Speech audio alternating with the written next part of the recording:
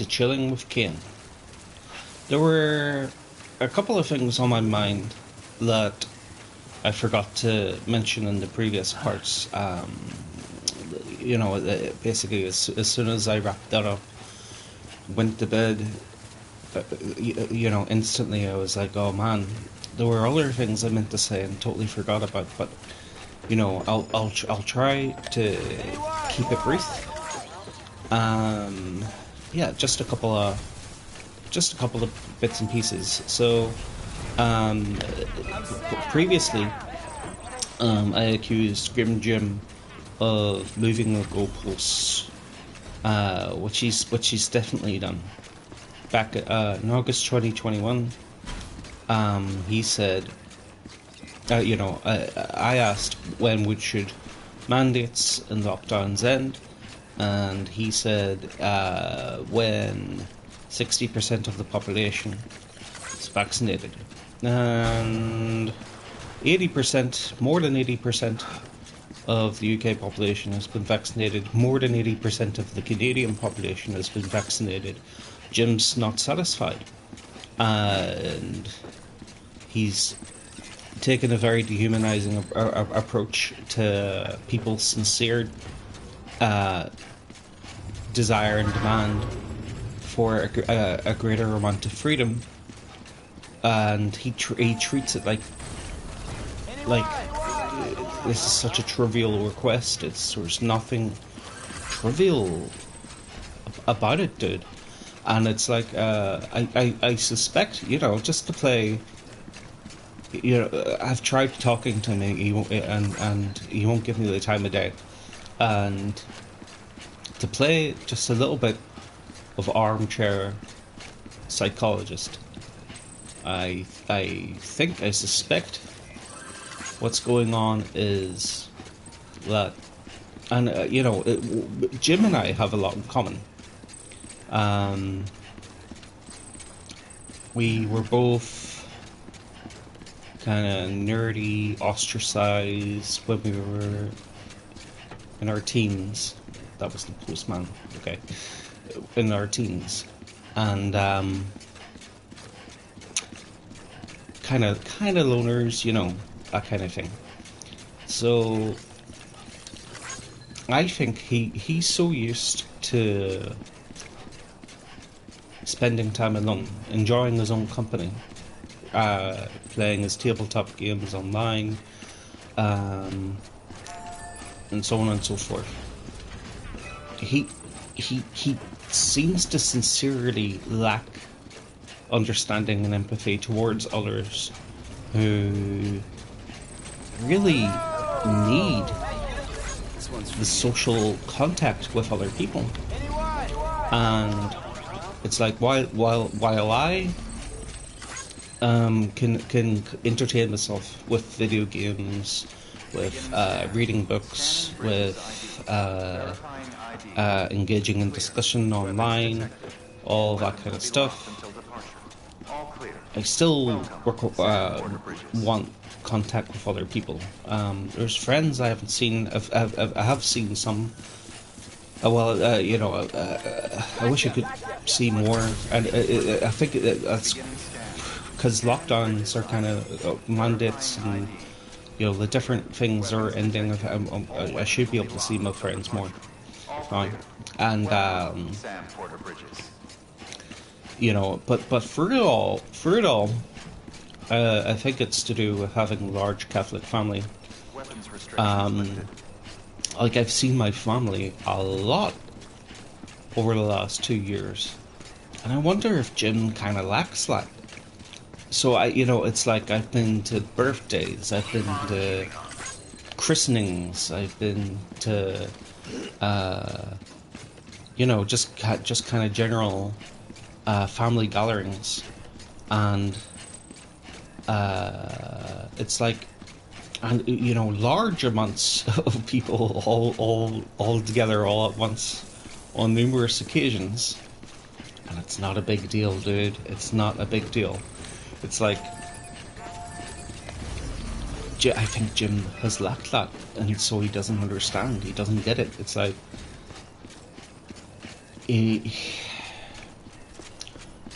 the worst kept secret about the whole COVID situation is the vast majority of people would be fine. Vaccine or not, they would be fine. And it's why you see the meme. So, you know, like a very common kind of thing that people would see is, say, like a blue checkmark media personality, journalist, whatever, what have you, would say, I've caught COVID and I've been feeling rotten for a few days. But thankfully, I'm double vaccinated and I'm boosted.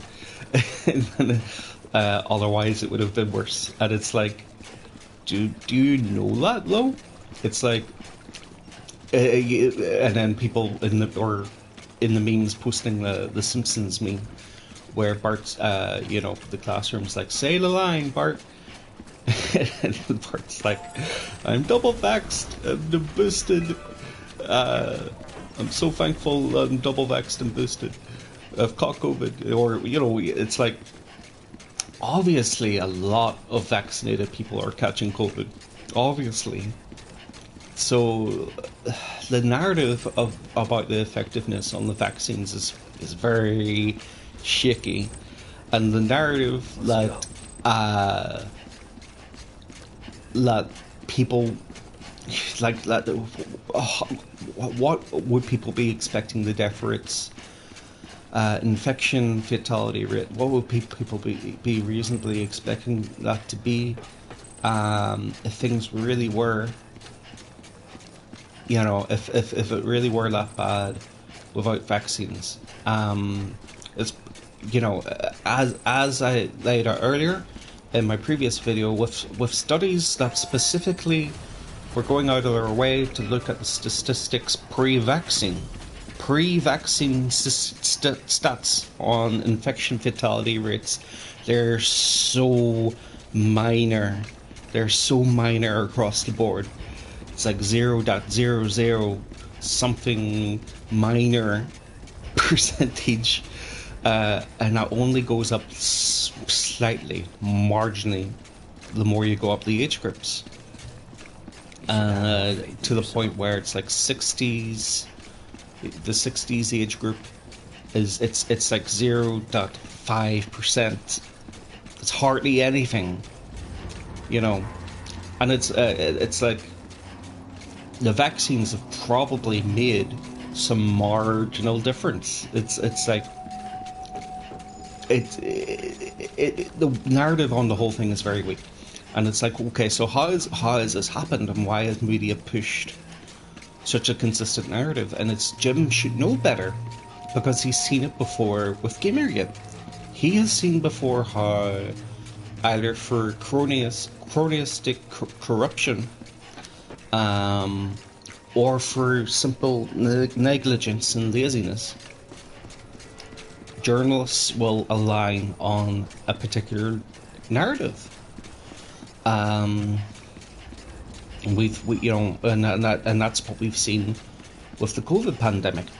And Jim has used these emotional appeals to he calls it the harm principle. That's what he's said in some of his videos, to justify draconian measures against people's civil liberties, to justify censorship even. It's like, you know, he thinks it's dangerous for people to go against the narrative on COVID, and that's not justified, because on the Rogan report, Rogan had that guy Weinstein on, what was it? Eric Weinstein, or is it the brother? Can't remember off the top of my head. It's one of those two. They're brothers. One of those two guys, who very, very, very early on was talking about the high probability that the vaccine is in fact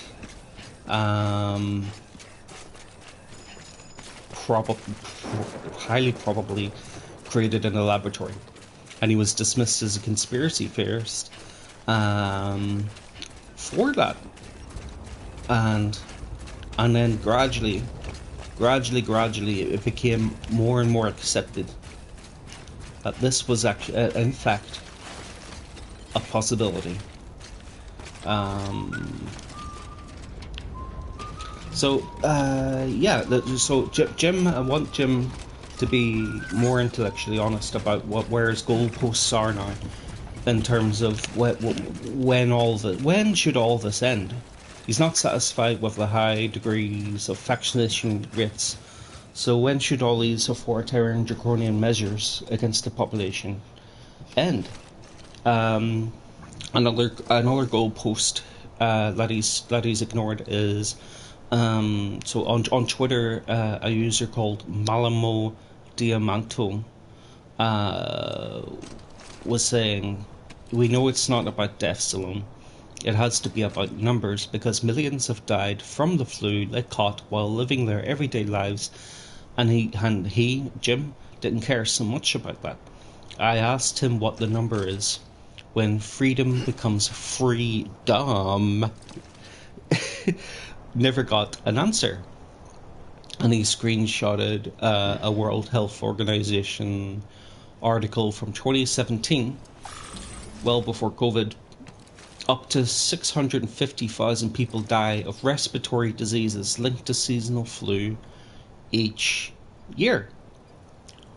So why wasn't Jim calling for lockdowns, mask mandates, get the vaccine or you lose your job, get the vaccine or you lose access to society? Why wasn't he calling for that back in 2017, when there's 650,000 people dying every year from seasonal flu? So what is the number? What is the acceptable infection fatality rate for Jim? And I put forward that it's already so low, and it has been for a long fucking time. There we go. It should have all ended ages ago. And he has no business whining so much and trying to act like an authoritarian pig towards people. When so many people are vaccinated and the infection rate is so low. He doesn't have a consistent, reasonable position. Not only does he lack a reasonable, consistent position, he's treating other people like their own persons. So, you know, as I said, the worst kept secret of the pandemic is that the vast majority of people would be just fine with or without the vaccine. And that's why. So it's that, you know, previously I talked about South Africa, Omicron spreading through South Africa and bringing high immunity to COVID through the population. So the infection fatality rate has been even lower, I believe, across Africa, not just South Africa, but like across that continent. They've had high degrees of population immunity. I believe across Africa, have more or less been living as normal, and it's not, you know, COVID's not been such a big deal. Although I'm sure you could find scare articles. You know, this has been a problem. I'm sure you can find all sorts of scare articles, but again, it's like what is the number of acceptability? Would the number of acceptability be in the range of like in a year? Deaths that are definitely caused by COVID being something in the range of 650,000 deaths, something like that. Would that be the acceptable goal? So, you know, as I've said, it's like when the risk for the vast majority of people is 0 dot something. And in a lot of cases it's 0.00 something. We need to just move on. And the quality of life matters. He's treating it like it's trivial. It's not fucking trivial, man. Another thing about masks is that most people are wearing the cloth masks. When you walk about, when you do your shopping, you visit the library, you go to the cinema, most people are wearing those cloth masks. The cloth masks are decorative. They're decorative. And even the higher, like the N95 masks, they're really fucking tight, wiry masks. They're making like this marginal difference. Like a marginal difference. It's like marginal percentages within marginal percentages within marginal percentages of difference. Jim wants some sort of marginal difference that he won't catch COVID. He probably will. Most people are going to catch COVID sooner or later, vaccinated or not. Thanks for the help. That's that's the reality. Because it's so highly infectious. So Jim probably will catch it sooner or later anyway, but Jim wants that marginal percentage chance, that forcing every last single person in the population to get vaccinated could possibly grant Jim some marginal percentage chance that he won't catch a virus that he already has the vaccine to. So it doesn't make sense. It doesn't make sense. And he's being such a dehumanizing piece of shit about it. So I want to leave off. Hopefully this works. Jim Kirk has a message for Grim Jim, and maybe this metaphor will help Jim to understand.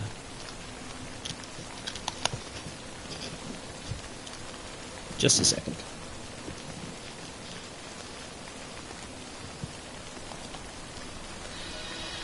Companion, you love the man. I do not understand. Is he important to you?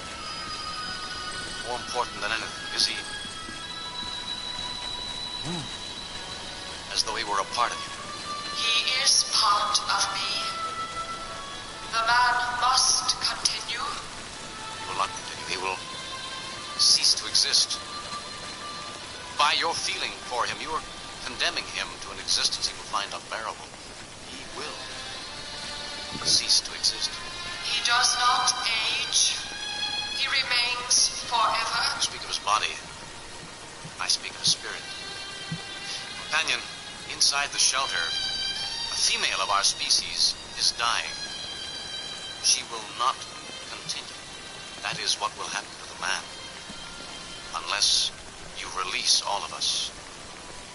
I do not understand. Our species can only survive if we have obstacles to overcome. You take away all obstacles. Without them to strengthen us, we will weaken and die. You regard the man only as a toy. You amuse yourself with him.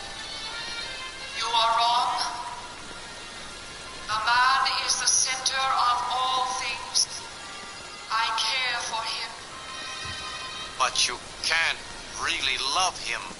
You haven't the slightest knowledge of love, the total union of two people. You are the companion, he is the man. You are two different things. You can't join. You can't love. You may keep him here forever. But you will always be separate.